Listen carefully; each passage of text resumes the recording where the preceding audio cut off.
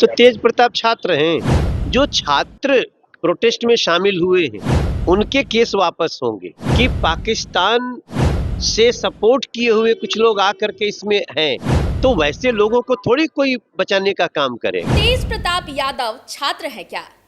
सरकार ने तो छात्रों से वादा किया था कि प्रदर्शन में जितने भी छात्र शामिल थे, जिन जिन पर केस दर्ज किए गए थे, उसे वापस लिया जाएगा। लेकिन तेज प्रताप यादव छात्र तो नहीं है। नमस्कार, मैं हूं आपके साथ प्रीति और आप देख रही हैं सच टॉक्स।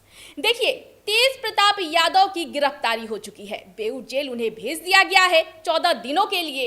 लेकिन अब सवाल उठ रहे हैं कि क्या तेज प्रताप यादव को किसी षड्यंत्र के तहत जेल भेजा गया है?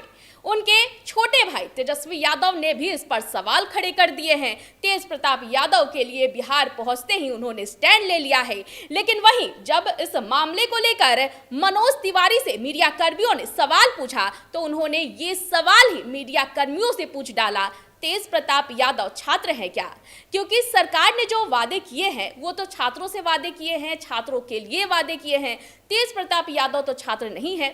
तेज प्रताप यादव दरअसल आपको बता दें कि प्रदर्शन के दौरान छात्रों के साथ शामिल हुए थे। राजधानी पटना में खूब हंगामा हुआ था। जब वो प्रदर्शन में शामिल हुए थे तो पुलिस और छात्रों के बीच खूब बहसबाजी हुई थी। उसके बाद पत्थरबाजी भी हुई थी। कई पुलिसकर्मी घायल हुए थे, जिसके बाद पुलिस ने देर रात तेज प्रताप यादव को गिरफ्तार कर 14 दिनों के न्यायिक हिरासत में जेल भेज दिया है, बेऊर जेल भेज दिया है। वहीं इस पूरे मामले को लेकर मनोज तिवारी ने क्या कुछ कहा है, आइए सबसे पहले हम आपको वो सुनवाते हैं।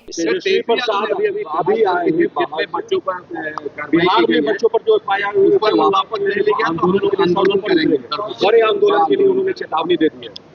हमारी जो भी छात्रों से बातचीत हुई उसमें स्पष्ट कहा गया है कि किसी भी छात्र पर प्रोटेस्ट के दौरान अगर कोई केस हुआ होगा तो वो वापस किया जाएगा।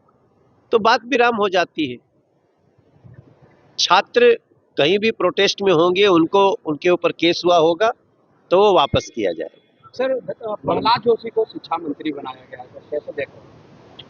प्रहलाद जोशी जी पहले से भी बहुत सारे बड़े बड़े मंत्रालय चलाने के लिए उन्होंने बहुत अच्छा काम किया है और हमें पूरा विश्वास है कि प्रहलाद जोशी जी प्रधानमंत्री जी की अपेक्षा और देश के जो शिक्षा व्यवस्था से जुड़े हुए लोगों के, छात्रों की जो अपेक्षा उस पर खरे उतरे। सर, अगर बात की जाए तो कल सीजेपी के साथ जो साझा प्रेस कॉन्फ्रेंस हुआ उसमें ये बात हुआ कि जो भी एफआईआर दर्ज किए गए हैं सभी वापस लिए जाएंगे। लेकिन कल तेज प्रताप यादव को गिरफ्तार कर लिया गया है सर, और 14 दिनों का न्यायिक हिरासत में बेऊर जेल भेज दिया। तो तेज प्रताप छात्र हैं, कल प्रोटेस्ट में शामिल होने। अरे भाई देखिए, जो छात्र प्रोटेस्ट में शामिल हुए हैं उनके केस वापस होंगे। अगर कोई इसी में अभी आपने कल प्रेस कॉन्फ्रेंस देखी होगी दिल्ली पुलिस की कि पाकिस्तान से सपोर्ट किए हुए कुछ लोग आकर के इसमें हैं, तो वैसे लोगों को थोड़ी कोई बचाने का काम करेगा। जिस तरह से प्रधान जी ने इस्तीफा दिया था बच्चों के कहने पर, क्या कहेंगे तब? तो धर्मेंद्र प्रधान जी ने बहुत बड़ा दिल दिखाया है और वो न्यू एजुकेशन पॉलिसी से लेके न जाने कितने नई इनिशिएटिव के वो उठाने वाले हैं लोगों के लिए। और जिस प्रकार से हमारे देश के प्रधानमंत्री नरेंद्र मोदी जी ने छात्र हितों को सर्वोच्च प्राथमिकता देते हुए छात्रों के हितों के लिए जिस संवेदनशीलता से उन्होंने और मोदी सरकार ने, शिक्षा मंत्री जी ने जैसे कदम उठाया, वो अपने आप में एक उदाहरण है इस देश में दोस्तों, कि छात्रों के लिए, छात्रों के हितों के लिए सरकार हमेशा एक प्राथमिकता के साथ खड़ी है। लेकिन जब हम यहाँ एक तरफ कल ये बात हुई, वहीं दूसरी तरफ एक और बात जानकारी आप सबके सामने देना चाहता हूँ कि अभी 4 दिन पहले पंजाब में पेपर लीक हो गया है और पंजाब में पेपर लीक हुआ, पंजाब में आम आदमी पार्टी की सरकार है और जब वहाँ लड़कों ने सवाल किया तो उन बच्चों पर लाठियां बरसाई जा रही हैं। आपने देखा होगा अरविंद केजरीवाल जी भी यहाँ पे प्रोटेस्ट में आए थे। तो ये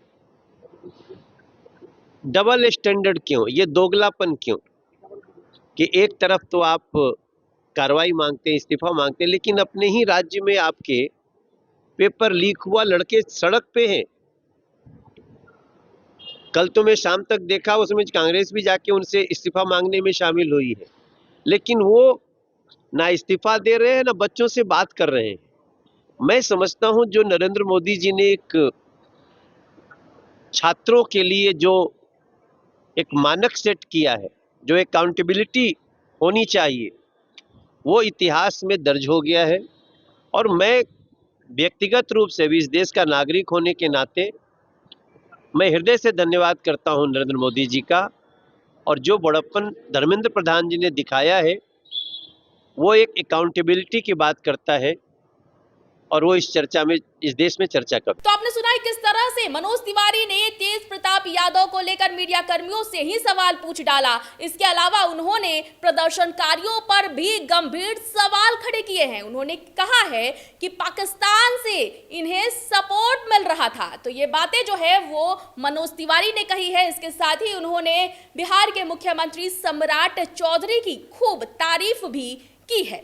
तो फिलहाल आज के इस खबर में इतना ही, लेकिन बिहार से जुड़ी तमाम बड़ी खबरों को जानने के लिए देखते रहे सच टॉक्स।